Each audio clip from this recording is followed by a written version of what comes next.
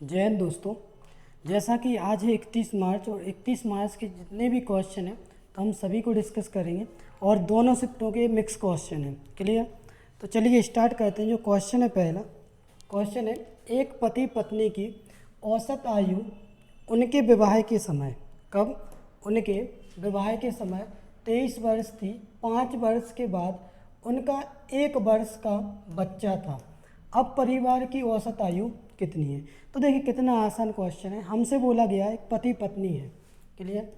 पति और पत्नी। क्लियर?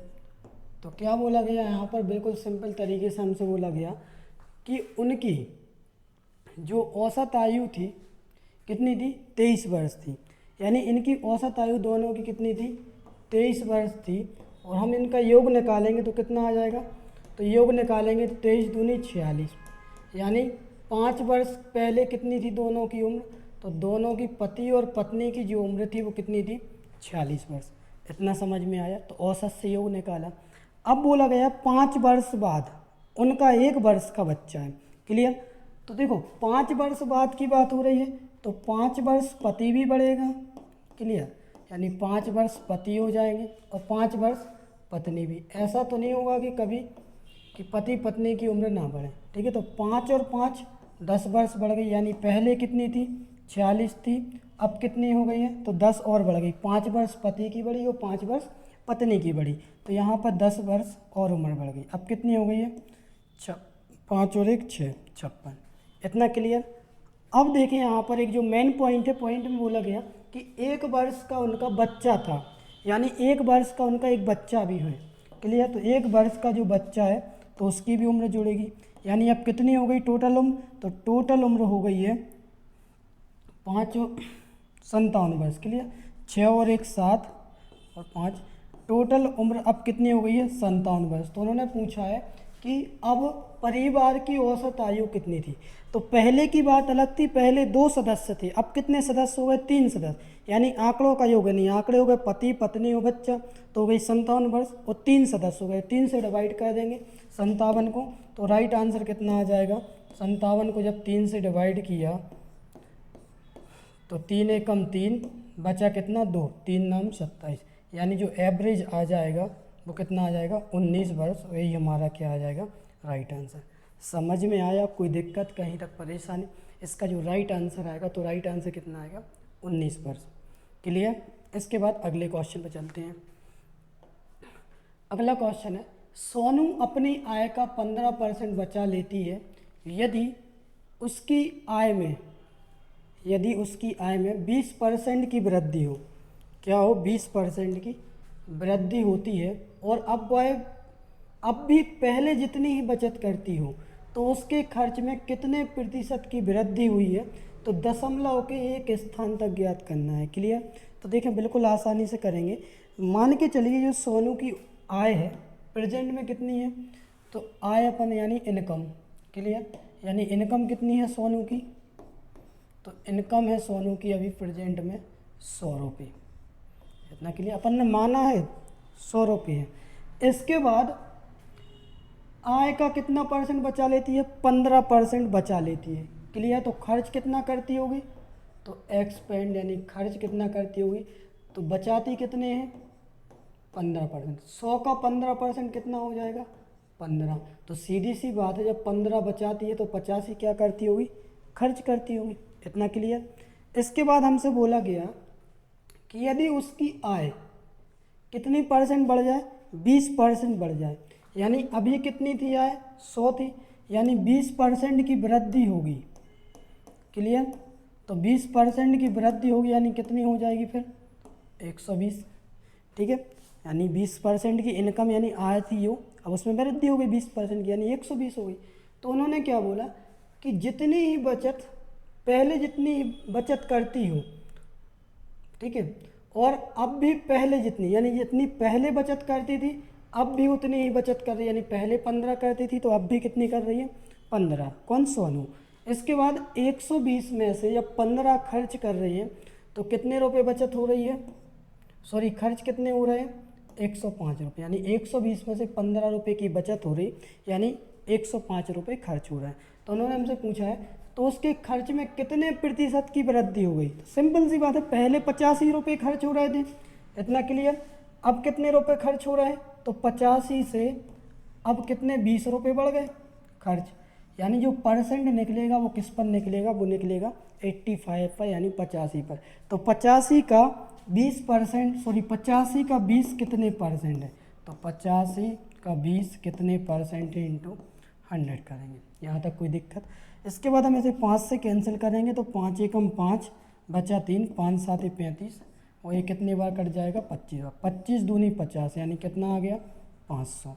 यहाँ तक कोई दिक्कत। 17 से कैंसिल करेंगे तो हमसे क्या बोला है, दशमलव के एक स्थान, जब इसे हम सॉल्व करेंगे तो कितना आएगा, तो 17 दूनी 34, इतना क्लियर। 17 3 क्या तो ज़्यादा हो जाता, फिर कितना बचा 34 बचा 16, ठीक है। तो फिर यहाँ पर हम देखेंगे 17 नंबर तो ज़्यादा हो जाएगा, क्लियर। 17 नंबर 153 हो जाएगा, तो यानी हम कितना लेंगे यहाँ पर 17 8, तो देखें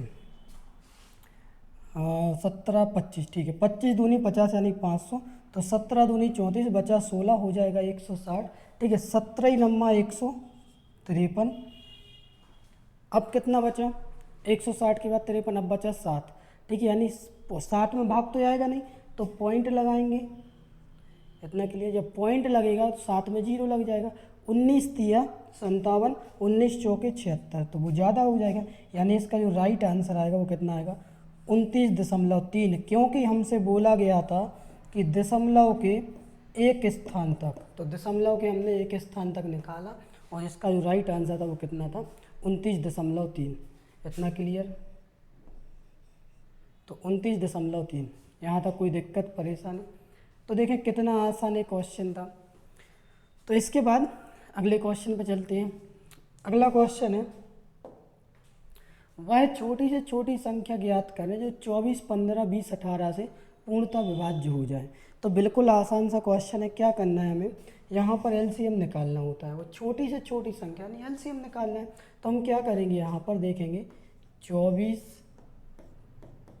15 20 और 18, इतना क्लियर। तो यहाँ पर हम क्या करेंगे, एलसीएम निकालने के आपके पास दो तरीके हैं, क्लियर। या तो आप ऐसे निकाल लो कि इस वाली विधि से, क्लियर, लेकिन इससे तो टाइम लग जाएगा। एक तरीका ये है सीधा सीधा, एक कितने में टूट रहा है, ये टूट रहा है सीधा सीधा 6 और 4 में, या इसे 3 में तोड़ दो, 3 और 8 में, क्लियर। 3 और 8 में, एक कितने में टूट रहा है 3 और 5 में, एक कितने में टूट रहा है 5 और 4 में, एक कितने में टूट रहा है 3 और 6 में। यहाँ तक कोई दिक्कत। अब हमें क्या करना है, यहाँ पर देखना है कि 3 कितने बार है, तो 3 है 2 बार, तो हमें कितने बार लेना, केवल 1 बार, यानी 3 तो इसमें भी है। 5 कितने बार है, 2 बार, तो 1 बार 5 लेना है। और अगर देख रहे हो तो 4 इसमें भी शामिल है, 4 दूनी 8, तो 4 को भी कैंसिल करो, इतना क्लियर। केवल हमें एक एक बार ही गुणा करना है, ठीक है। तो 6 पंचे 30, 30 दूनी 60, 60 तिया 180, यहाँ तक कोई दिक्कत। 3 अपन ने 4 भी कैंसिल कर दिया, सॉरी 4 रहेगा अभी एक, क्योंकि एक 4 कम किया है ना, तो एक 4 का और गुणा करेंगे। देखो क्योंकि 2 4 थे ना, तो एक 4 को भी रहने देंगे, यहाँ पे मिस्टेक हो गया, क्लियर। तो देखिए यहाँ पर 2 था, ठीक है। तो क्या करेंगे हम, यहाँ पर एक 4 ये चला जाएगा, एक सबसे पहले 3, तो एक 3 तो अपन ने बचा लिया, 2 की बात होगी, तो अभी और भी टूटेगा क्या, 2 तिया 6, क्लियर। 2 से 2 ये चला जाएगा। अब कितना बचा, 1 मिनट रुकना, कहीं मिस्टेक हो गया। देखो 8 तिया 24, 3 5 15, 5 के 20, 3 18, इतने में अपन ने इनको तोड़ा है। तो देखो 3 कितने हैं, तो 3 1 2, केवल 1 बचा रहने देना। 8 को हमें देखना है, तो 8 में क्या क्या शामिल है, 4 और 2, तो 1 4 ही उड़ा दो, केवल 1 4 लेना है। यहाँ से केवल 1 2 5 है, तो 1 5 लेना है, इसके बाद हमें क्या करना है, यहाँ पर गुणा कर देंगे हम इनका। 6 पंजे 30, 30 दूनी 60, 60 6 चौके 24 है 240, और 240 का 3 गुना करेंगे तो आ जाएगा 720। यानी जो राइट आंसर आएगा वो कितना आएगा, 720। यही हमारा क्या आएगा आंसर। ठीक है, अब देख लो भाई, छोटी से छोटी संख्या, इसका आधा भी करोगे 360, तो 360 में 24 का भाग तो किसी कीमत पे नहीं जाने वाला। क्लियर। तो यहाँ पर हम क्या करेंगे, 24 360 वैसे चला जाएगा। हाँ, 360 में अगर 24 का जा भी रहा है भाग, 24 दाम के 240, लेकिन उसमें 15 में नहीं जाएगा। 15 में 360 का भाग जाएगा क्या, 15 से भी ज़्यादा, 20 से भी ज़्यादा, 18 से भी ज़्यादा। तो यहाँ पे कोई ना कोई अपन ने डबल ले लिया। ठीक है, देखें यहाँ पर एक विधि और है, अपन उससे देख ले रहे हैं कितना आ रहा है, 720 इससे, है ना। कहीं ना कहीं इसमें मिस्टेक हो रहा है। देखें क्या करेंगे हम यहाँ पर, 24 15 20 18, 2 से करो तो आ जाएगा 12 15, 2 धाम के 10, 2 नाम 18, फिर जा रहा 2 से भाग, जब तक देना जब तक भाग जाए, लेकिन इसमें टाइम लगेगा, आपको इससे करना नहीं है। ठीक है, फिर 2 से 2 भाग, तो 2 3 6 15 5 9, अब कितने से जा रहा, 3 से जा रहा, 3 एकम 3, 3 5 15, 5 और 3 दर का 9, फिर कितने से जा रहा, 3 से जा रहा। ठीक है, 1 5 5 और 3, अब कितने जाएगा, 5 से जाएगा, और सभी हो जाएंगे 1 1। क्लियर, यहाँ पर 1 बचेगा।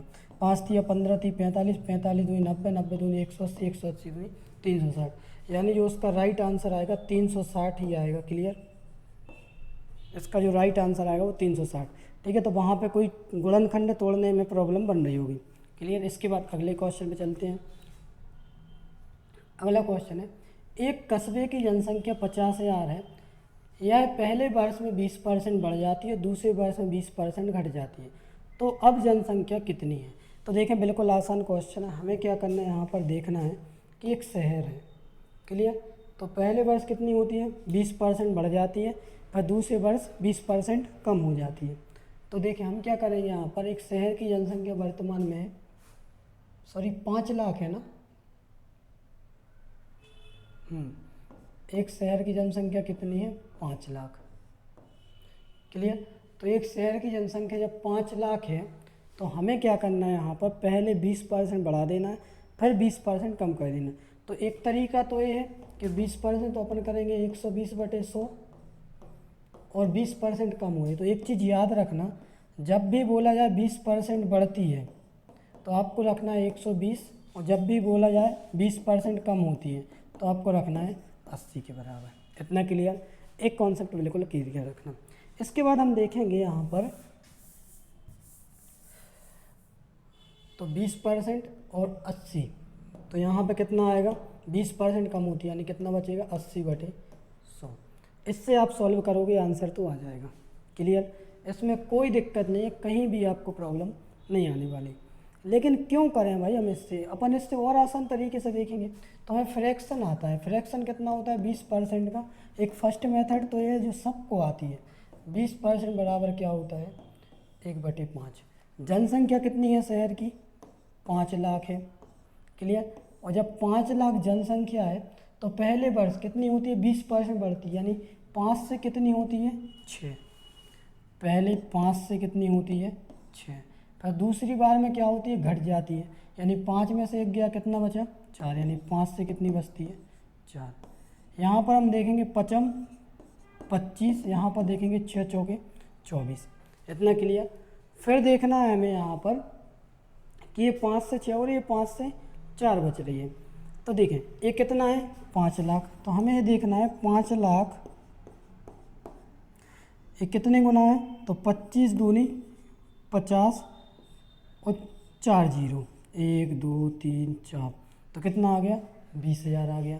तो इसे भी कितने गुना कर देना है, इसे भी 20,000 गुना कर देना है।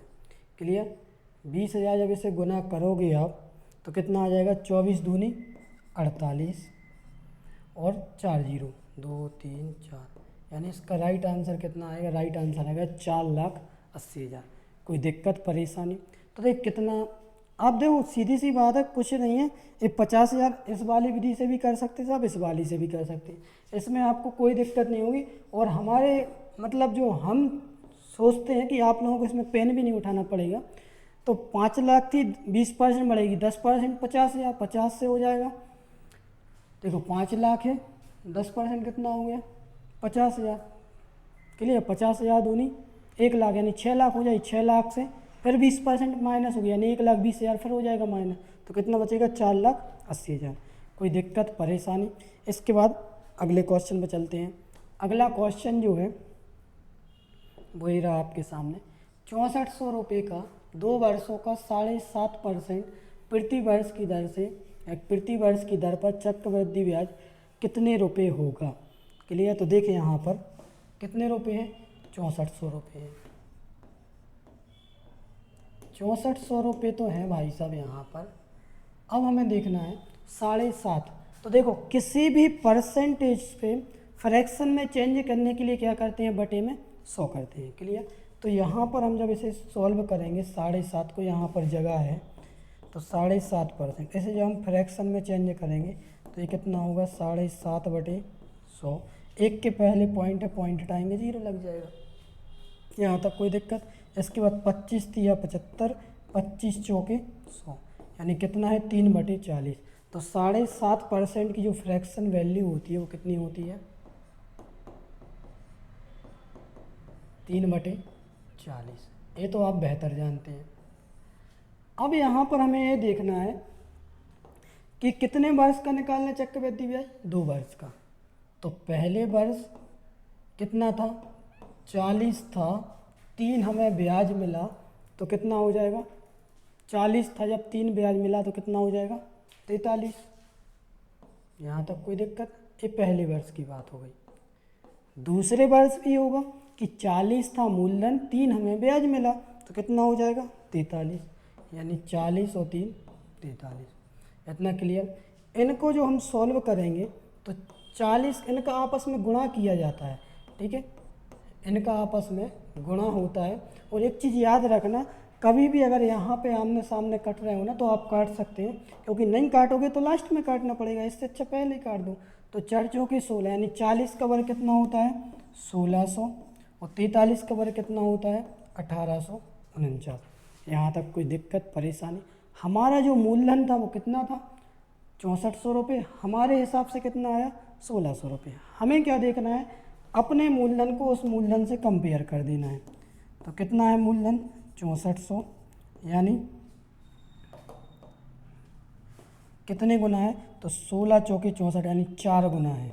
क्लियर? तो इसे भी कितने गुना करना है हमें, 4 गुना। क्लियर? जब इसे 4 गुना करोगे आप, लेकिन एक बात और है, हमसे क्या बोला गया, केवल चक्रवृद्धि ब्याज। क्लियर? तो पहले अपन चक्रवृद्धि ब्याज निकाल रहे हैं, फिर मिश्रण तो अपन निकाल ही लेंगे। यहाँ पर कितने का अंतर है, 1600 से 249 का। कितने गुना आ रहा है, 4 गुना। तो इसे भी कितना करेंगे, 4 गुना। 4 नाम 36 बचा 3, 4 चौके 16 और 3 19 बचा 1, 4 दूनी 8 और 1 9। यानी जो हमारे क्वेश्चन में जो आंसर था वो कितना था, 996, और यही हमारा क्या रहेगा आंसर। लेकिन अगर हम देखेंगे 1849, तो हम 4 का गुणा करेंगे, इससे हमारा क्या आएगा, मिश्रण। 4 नाम 36 बचा 3, 4 चौके 16 और 3 19 बचा 1, 4 8 32 और 1 33 बचा 3, 4 एकम 4 और 3 7, यानी कि ये कितना आ जाएगा, 7396 मिश्रण आ जाएगा। लेकिन हमारा जो राइट आंसर था, तो राइट आंसर था 996 रुपये। क्लियर? समझ में आया? कोई दिक्कत? इसके बाद अगले क्वेश्चन पे चलते हैं।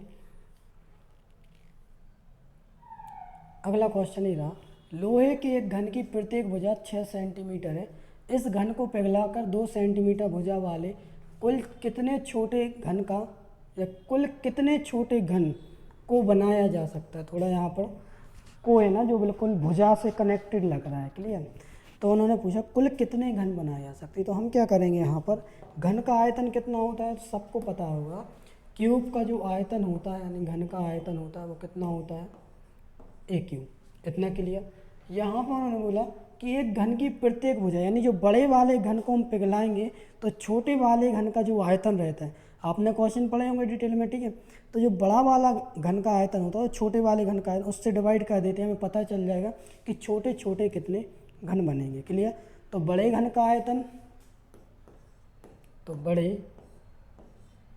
का आयतन बटे छोटे का आयतन, ठीक है, छोटे का आयतन।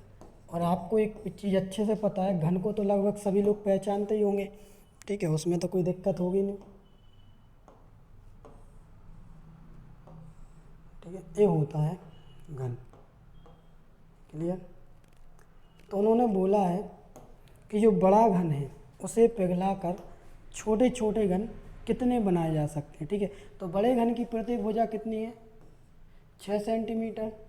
क्लियर। तो उन्होंने हमसे पूछा कि छोटे छोटे घन कितने बनाए जा सकते हैं, यानी छोटे छोटे घन हमें कितने बनाने हैं। यहाँ पर छोटे छोटे जो घन बनवाए हैं हमसे, तो उनकी कितनी रखनी है हमें, 2 सेंटीमीटर, बहुत छोटा बनेगा। क्लियर। तो बड़े घन का आयतन बटे छोटे घन का आयतन। तो हम क्या करेंगे, यहाँ पर बिल्कुल आसान तरीके से सॉल्व करेंगे। इसे हम रफ कर दे रहे हैं क्योंकि बोर्ड भर रहा है, इससे कोई मतलब नहीं है। क्लियर। तो देखें यहाँ पर बड़े घन के आयतन की जो बड़े घन की जो प्रत्येक भुजा है वो कितनी है, 6 सेंटीमीटर। यहाँ पर कितनी है, हमें बनाने हैं 2 सेंटीमीटर भुजा वाले, 2 2 और 2, ठीक है। तो बड़े घन का आयतन यानी ए क्यू, छोटे घन का आयतन भी ए क्यू। तो क्या करेंगे, ए क्यू यानी 6 गुणित 6 गुणित 6, यहाँ पर 2 गुणित 2 गुणित 2, छोटे घन की प्रत्येक भुजा है तो छोटे का बड़े घन का आयतन बटे छोटे घन का आयतन। तो यहाँ पर हमें संख्या पता चल जाएगी, वो संख्या कितनी आएगी। क्लियर। तो 2 1 कम 2, 2 3 6, 2 1 कम 2, 2 3 6, 2 1 कम 2, 2 3 6, यानी कितना आ जाएगा, 3 3 का 9, 9 3 27, यानी कितने घन बनेंगे छोटे छोटे, तो बनेंगे 27 घन। और ये हमारा क्या आएगा, आंसर आएगा। क्लियर। समझ में आया, कोई दिक्कत परेशानी। तो देखिए कितना आसान क्वेश्चन था। इसके बाद अगले क्वेश्चन पे चलते हैं। अगला क्वेश्चन है, किसी चतुर्भुज की लंबाई में 30% की वृद्धि व उसकी चौड़ाई में 20% की वृद्धि करने पर क्षेत्रफल पर क्या प्रभाव पड़ेगा। तो देखिए हम क्या करेंगे, यहाँ पर बिल्कुल आसान तरीके से सॉल्व करेंगे। किसी चतुर्भुज की लंबाई और चौड़ाई हमें नहीं पता कितनी लेंगे, हमें इतना पता है 10 × 10 अपन ले लेंगे। क्लियर। तो देखिए यहाँ पर ए हो जाएगी लंबाई, ए हो जाएगी चौड़ाई, यानी कितनी है, 10 लंबाई है और 10 ही चौड़ाई है। तो जब इसका क्षेत्रफल निकालते तो क्या कहते हैं, सीधा गुणा कहते हैं। 10 का 10 में गुणा किया कितना आ जाएगा, 100 वर्ग सेंटीमीटर। इतना क्लियर। कोई ज़रूरत नहीं है सेंटीमीटर में ना लो, लेकिन अपन ले लेते हैं। क्लियर। जो क्षेत्रफल लिखा जाता है हमेशा वर्ग सेंटीमीटर में ही लिखा जाता है। इसके बाद हमसे क्या बोला गया कि उसकी लंबाई में 30% की वृद्धि व चौड़ाई में 20% की। तो लंबाई में कितने परसेंट की बोली गई है, तो लंबाई में बोली गई है 30% की वृद्धि। तो 30%, तो इसका 30% कितना होगा, 3, यानी 3 इसमें प्लस हो जाएगा, तो कितना हो जाएगा 13। और चौड़ाई में कितने की वृद्धि, तो चौड़ाई में बोला उन्होंने 20% की। तो अभी कितनी है चौड़ाई, 10 है, तो 20% कितना होगा 2, यानी चौड़ाई कितनी हो जाएगी 12। इतना क्लियर। तो चौड़ाई में भी 20% की वृद्धि यानी +2, तो ये कितनी हो गई 12। इनका हम जब आपस में गुणा करेंगे तो 13 और 12, तो 12 3 36 बचा 3, 12 एकम 12 और 3 15 वर्ग सेंटीमीटर। यहाँ तक कोई दिक्कत। पहले क्षेत्रफल कितना था, 100 वर्ग सेंटीमीटर, अब कितना हो रहा है 156 वर्ग सेंटीमीटर, यानी कितने की वृद्धि हो रही है, 56 वर्ग सेंटीमीटर की। तो किस पर हो रही वृद्धि, 100 पर। तो 100 से हम निकालेंगे 56 कितना है। वैसे तो निकालने की ज़रूरत नहीं है, आप लोग समझदार हैं। बाकी इसका जो राइट आंसर आएगा कितना आएगा, 56% की वृद्धि होगी। यहाँ तक कोई दिक्कत, यही हमारा क्या था राइट आंसर। समझ में आया, कोई दिक्कत परेशानी। इसके बाद अगले क्वेश्चन पे चलते हैं। अगला क्वेश्चन था, 5 घंटियाँ पहले एक साथ और उसके बाद 3 5 7 8 एवं 10 सेकंड के अंतराल पर बजती हैं, वे पुनः एक साथ कितने मिनट के बाद बजेंगी। क्लियर। तो देखें यहाँ पर हमें क्या निकालना होता है इस टाइप के क्वेश्चन में, तो इस टाइप के क्वेश्चन में हमें निकालना होता है एलसीएम। क्लियर। और ये जो क्वेश्चन है एलसीएम एचसीएफ से आया होगा। देखें क्या करेंगे हम, यहाँ पर एलसीएम निकालेंगे सबसे पहले। तो 3, 5, 7, 8 व 10 का। क्लियर? तो देखें 3, 5, 7, 8 और 10। पहले अपन लॉन्ग में देख रहे हैं, फिर शॉर्ट में देखेंगे इसे। क्लियर? तो देखिए यहाँ पर हम क्या करेंगे, 2 से कैंसिल करेंगे। तो 2 से सबसे पहले किया तो 2 चौके 8, 2 पंचे 10। अभी भी कितने से हो रहा, 2 से हो रहा। 3, 5, 7, 2 दूनी 4, 5। फिर कितने से हो रहा, 3 से कर दो, 3 एकम 3, 5, 7, 2 और 5। अब कितने से हो रहा, सॉरी 1 मिनट, यहाँ पर अभी 2 से और हो रहा था ना। तो देखें 3 से हो गया, 2 से करेंगे तो यहाँ पर 1 बचेगा, 3 से करेंगे तो 1 ही बचेगा। क्लियर? ठीक है, अब 5 से कर दूँ तो यहाँ पे कितना बचा, 1, 5, 7, 1, 5। क्लियर? यहाँ पे रुकना ज़रा, इसमें यही तो प्रॉब्लम है, थोड़ा क्या होता है। देखें यहाँ पे हम इसे 2 से कैंसिल करेंगे तो कितना बचा, 1 बचा। अब कितने से कर दूँ, 5 से कर दूँ, 5, 1, 7, 1। अब कितने से कर दूँ, 7 से कर दूँ। यहाँ तक कोई दिक्कत? ठीक है। और फिर 3 से भी किया था ना। ठीक है, तो एक काम करना, एक 3 जो है ना यहाँ पे भी इसको याद रखो, यहाँ पर एक 3 है। क्लियर? इनका गुणा करो, 7 पन्ना 35, 35 तिया 105, 105 दूनी 210, सॉरी 105 दूनी 210, 210 दूनी 420, 420 दूनी 840। यहाँ तक कोई दिक्कत? यानी वो कब बजेंगी, 840 सेकंड बाद पुनः एक साथ बजेंगी। यहाँ तक कोई दिक्कत परेशानी? इसके बाद हमें देखना है क्वेश्चन में जो आंसर था वो था मिनटों में। तो 1 मिनट में कितने सेकंड होते हैं, 60 सेकंड। तो 60 से हम लेंगे भाग, तो ये आ जाएगा 0, 6 एकम 6, 6 चौके 24। यानी जो राइट आंसर था वो कितना था, 14 मिनट बाद वो पुनः एक साथ बजेंगी। यही हमारा राइट आंसर था। क्लियर? समझ में आया? तो देखें यहाँ पे आप समझ जाना, थोड़ी जल्दी जल्दी में प्रॉब्लम होगी वहाँ पे। इसके बाद अगले क्वेश्चन पे चलते हैं। अगला क्वेश्चन जो है, एक मिश्रण में दूध तथा पानी का अनुपात 5:3 है। देखिए यहाँ पर थोड़ा सा क्वेश्चन छुप रहा है, इसे अपन थोड़ा एडजस्ट कर दे रहे हैं। अब ठीक है ना? हाँ, अभी भी छुप रहा, रुकना 1 मिनट। देखिए यहाँ पर वैसे इंग्लिश में है वो क्वेश्चन।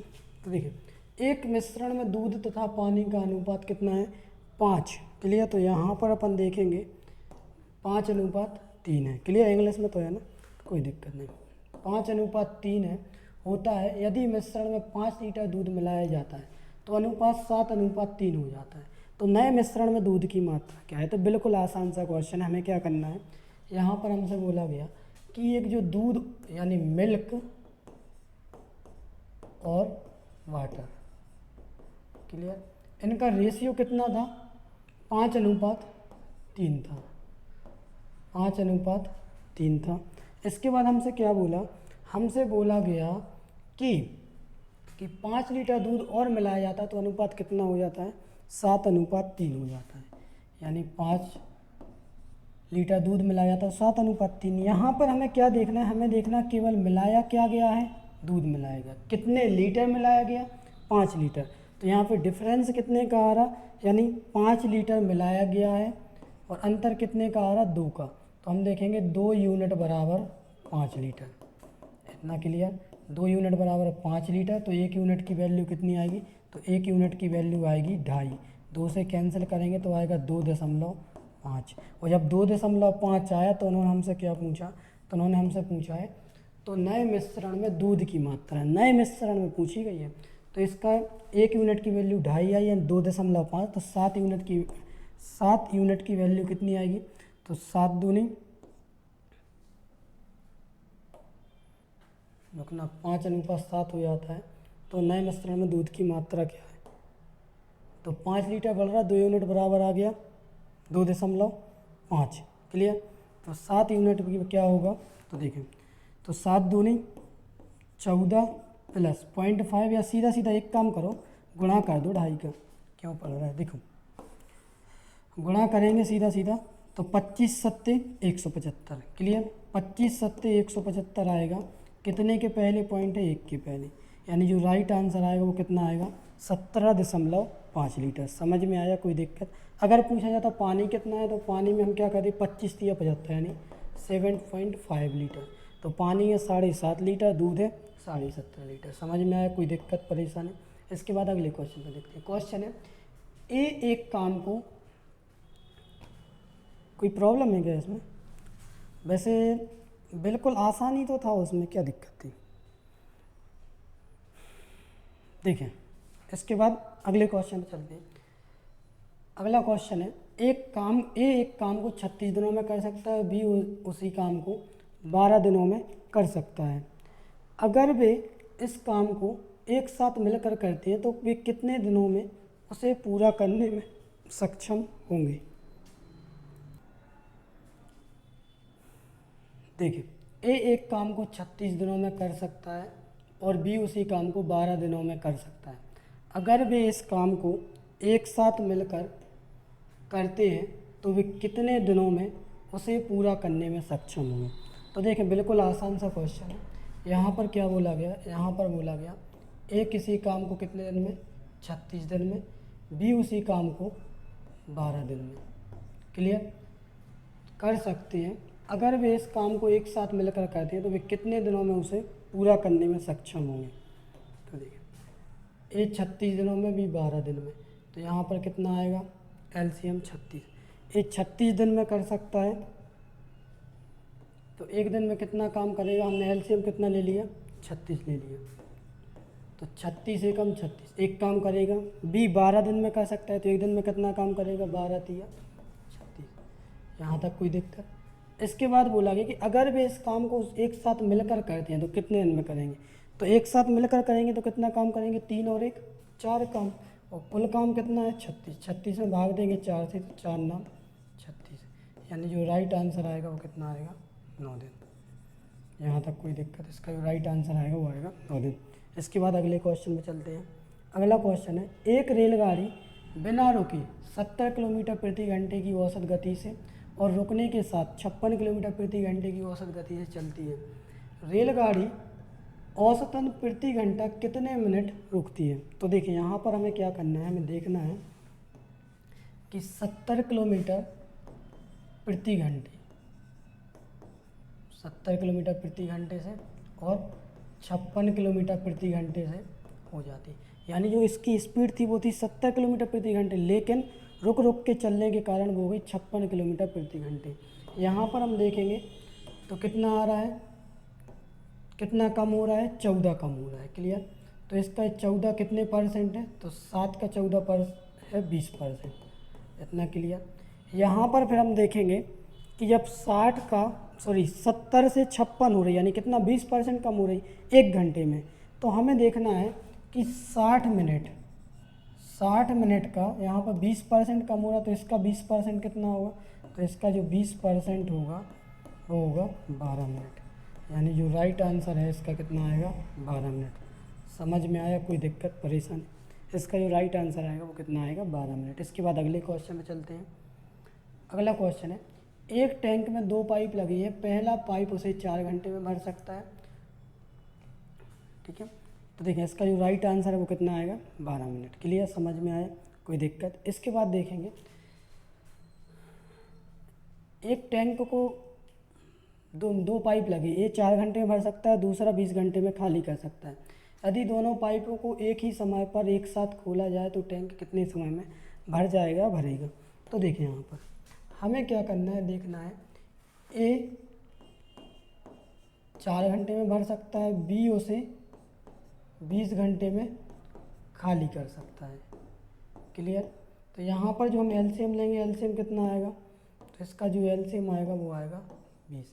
ये 4 घंटे में भर सकता है, कितना हो जाएगा 20 घंटे, मतलब 20 लीटर कितने समय में भरेगा, तो 4 पंजे 20, यानी एक ही क्षमता है 5 लीटर प्रति घंटे। फिर बी 20 घंटे में खाली कर सकता है, यानी 1 घंटे में कितना खाली करेगा, तो वो करेगा 1 खाली, इतना क्लियर। खाली की बात हो रही इसलिए अपन ने माइनस कर दिए। इसके बाद हम देखेंगे जब दोनों नल साथ में चलते हैं ए और बी, ए माइनस बी, तो ए 5 लीटर भरता है, बी 1 लीटर खाली करता है, तो कितना आएगा 4 लीटर। 4 लीटर प्रति घंटे होता है, तो 20 लीटर भरने में कितना समय लगेगा, तो 4 से हम भाग देंगे तो कितना आएगा 4 पंचे 20, यानी कितना समय लगेगा उसे 5 घंटे, और यही हमारा क्या आ जाएगा आंसर। क्लियर। इसका जो राइट आंसर आएगा वो कितना आएगा 5 घंटे। समझ में आया। इसके बाद अगले क्वेश्चन पे चलते हैं। अगला क्वेश्चन है 3 क्रमागत सम संख्याओं का योग 30 है और गुणा करने पर 960 आता है, तो संख्याएं ज्ञात कीजिए। तो यहाँ पर योग दिया है, योग से हम क्या निकालेंगे, या इसका औसत निकालेंगे, औसत से हमें पता चल जाएगा। तो कितनी है 3 क्रमागत सम संख्या है। क्लियर। तो देखिए यहाँ पर 30 है, संख्या कितनी है 3, 3 से भाग दिया, यानी वो संख्या क्या है 10, 1 12 होगी और एक इसके पहले 8 होगी। इतना क्लियर। उन्होंने पूछा है कि गुणा करने पर कितना 960, तो देख लें गुणा करने पर क्या 960 आया, तो 8 दाम 80 और 12 अट्ठे 96, तो ये कितना हो जाएगा 960, यानी वो संख्या ठीक है। तो एक संख्या 8, दूसरी 10 और तीसरी 12, इसका जो राइट आंसर आएगा 8, 10 और 12। इसके बाद अगले क्वेश्चन पे चलते हैं। अगला क्वेश्चन है 10% चक्रवृद्धि ब्याज की दर से 2 वर्ष का ब्याज 84 है, तो उसी मूलधन पर साधारण ब्याज उसी दर व समय के लिए क्या होगा। तो देखिए हमें क्या करना है, इस टाइप के क्वेश्चन के लिए बिल्कुल आसानी से करेंगे।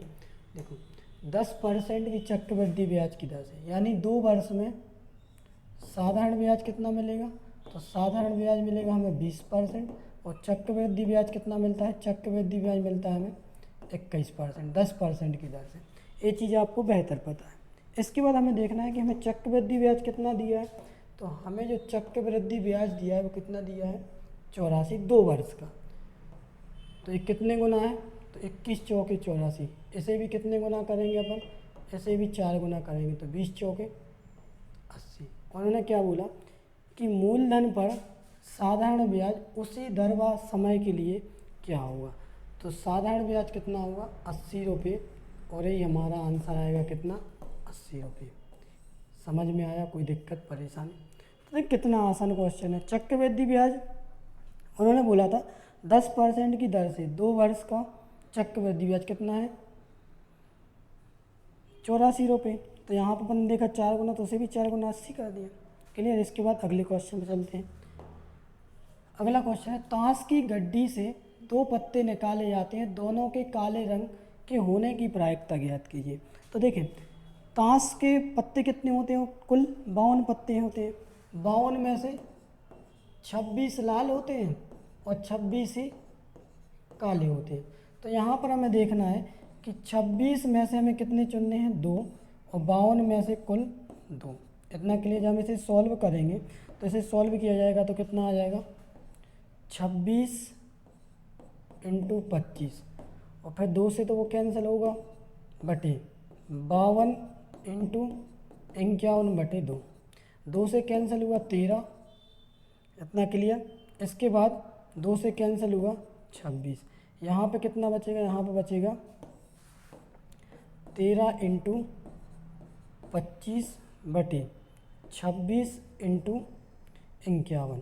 जब इसे सॉल्व करेंगे तो 13 दूनी 26, ये बन जाएगा 25 बटे 51 दूनी 102, जो कि राइट आंसर है कितना 25 बटे 102। यहाँ तक कोई दिक्कत परेशानी। इसका जो राइट आंसर आएगा वो कितना आएगा 13 दूनी 26, यानी 25 बटे 102। इसके बाद अगले क्वेश्चन पे चलते हैं। अगला क्वेश्चन है निहारिका और निवेदिता एक व्यवसाय में 45,000 और 40,000 रुपये निवेश किए। वर्ष के अंत में उन्हें 15,300 का लाभ हुआ, तो इसमें से निहारिका को कितने रुपए मिलेंगे।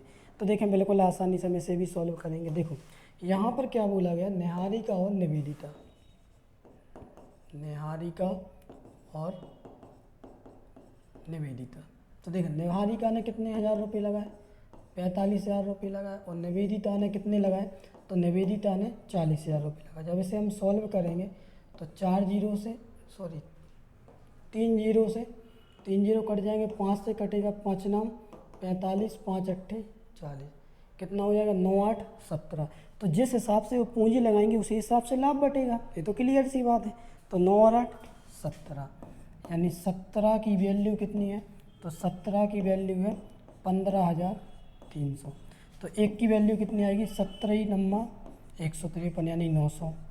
तो देखें 9 नाम 8100 यानी 9 यूनिट की वैल्यू कितनी होगी, 8100। तो निहारिका को कितने मिलेंगे, 8100 रुपये।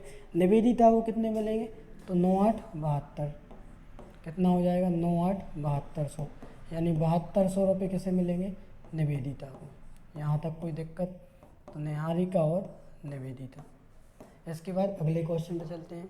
अगला क्वेश्चन है, महिला की कार्यक्षमता पुरुष की 3 गुनी है तथा बच्चे की कार्यक्षमता पुरुष की आधी है। यदि तीनों मिलकर किसी को 3 दिन में कर सकते हैं तो महिला अकेले उस काम को कितने दिन में करेगी। तो ये क्वेश्चन हमने कल कराया था आपको, कल सेम क्वेश्चन हुआ था, क्लियर हो, कल का ही ये क्वेश्चन है। तो आप कल की क्लास में से जाकर देख लें।